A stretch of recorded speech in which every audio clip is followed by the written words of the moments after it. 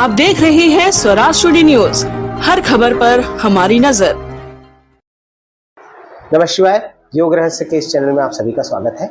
आज के चर्चा का विषय है चक्र। हमारे शरीर में कितने चक्र हैं और इनके क्या क्या प्रभाव हैं। इससे पहले हमने नाड़ियों के बारे में चर्चा किया था। हमारे शरीर में 72,000 नाड़ियां हैं जो शरीर में ऊर्जा का प्रवाह करते हैं। यही नाड़ियां जहां पर टकराते हैं उन स्थानों पे अलग अलग चक्रों का निर्माण होता है।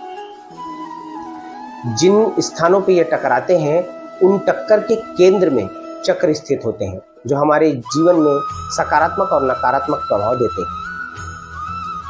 यूं तो हमारे शरीर में बहुत सारे चक्र हैं, परंतु योग की दृष्टिकोण से 114 चक्रों का वर्णन मिलता है। हमारे शरीर के बाहर 2 चक्र, हमारे शरीर के भीतर 114 चक्र। शरीर के बाहर जो 2 चक्र होते हैं जो औरा मंडल और आभा मंडल के रूप में विद्यमान होते हैं, और शरीर के भीतर 112 जो चक्र होते हैं जो ऊर्जा का प्रवाह करते हैं, हमारे शरीर में सकारात्मक और नकारात्मक प्रभाव को हमारे जीवन में लाते हैं। चाहे वो वास्तु से संबंधित हो, ग्रहों से संबंधित हो, रिश्तों से संबंधित हो, आपके जॉब से रिलेटेड या किसी भी प्रकार के जो समस्याएं हैं या जो भी इसके सॉल्यूशन है, इन्हीं 112 चक्रों से निकल कर आते हैं। ये 112 चक्र प्रधान चक्रों से जुड़े हुए होते हैं। इस तरीके से हमारे शरीर में 7 प्रधान चक्र हैं।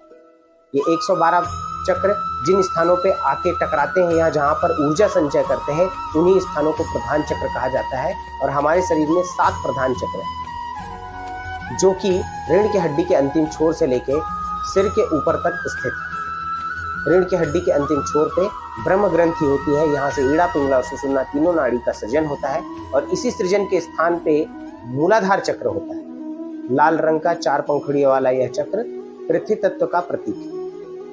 इसी से ऊपर नाभि के 2 इंच नीचे दूसरे नंबर का चक्र आता है स्वादिष्ठान चक्र, नारंगी रंग का 6 पंखुड़ी वाला चक्र, जल तत्व इसका प्रतीक है। इसके ऊपर आता है तीसरे नंबर का चक्र मणिपुर चक्र, पीले रंग का 10 पंखुड़ी वाला यह चक्र। इस चक्र के ऊपर अग्नि तत्व की ऊर्जा समाहित होती है। चौथे नंबर का चक्र हृदय चक्र जो हृदय के पास आता है, इसे अनाहत चक्र कहते हैं। यहाँ पर वायु तत्व की ऊर्जा, वायु तत्व की शक्ति समाहित होती है।